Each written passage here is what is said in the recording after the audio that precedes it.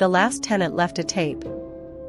I moved into apartment 4B because it was the cheapest hole I could find, $400 a month, utilities included, in a sagging brick building on the edge of town. After 6 months bouncing between friends' lumpy couches and a back seat that smelled like stale beer, I didn't care about the details. The landlord, Rick, met me out front, a sweaty guy in a stained polo, jangling keys. Last tenant, Mike, skipped out a few weeks back, he said, scratching his neck. Left some crap behind, but it's yours if you want it. I nodded, too tired to haggle. I hadn't slept more than a few hours a night since the warehouse layoffs hit, stress, bills, the whole mess. A quiet place, even a dump, sounded like salvation. The apartment was a time capsule of neglect. The living room had a threadbare carpet, brown like dried mud, and walls stained yellow from decades of nicotine or worse. The kitchen sink dripped, a steady plink-plink I could already hear in my nightmares.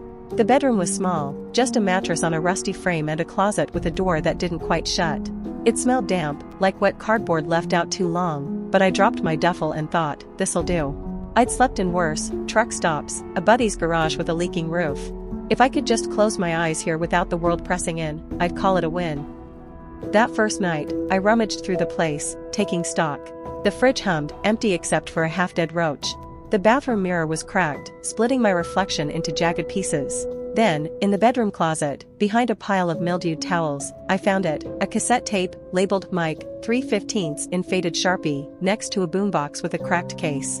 I hadn't seen a cassette since I was a kid, taping radio songs off a boombox just like this one. Nostalgia tugged at me, or maybe it was boredom. I brushed off the dust, slid the tape in, and pressed play, expecting some grunge mix or a guy strumming a guitar. It wasn't music. A voice crackled through, Mike's, I guessed, low and unsteady, like he was talking through clenched teeth. Day 12. It's 2 a.m. The noise is back. A long pause stretched out, then a faint sound, scraping, sharp, like nails dragging across wood.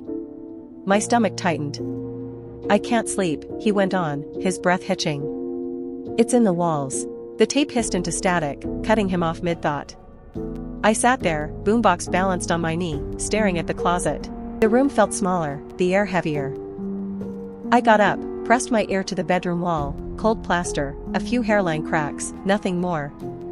Rats, I told myself. Old buildings like this were full of them, scratching around in the guts of the place. But Mike's voice stuck with me, raw, panicked, like he was confessing something he couldn't unsee. I shook it off, set the boombox on the nightstand, and lay down. Around 2 a.m., I heard it, a soft, deliberate scratch from behind the headboard, once, twice, then gone. My pulse kicked up. I grabbed a melatonin from my bag, swallowed it dry, and forced my eyes shut. When I woke, sunlight cut through the blinds, my pillow was soaked with sweat, and my nails were crusted with dirt I couldn't remember digging into.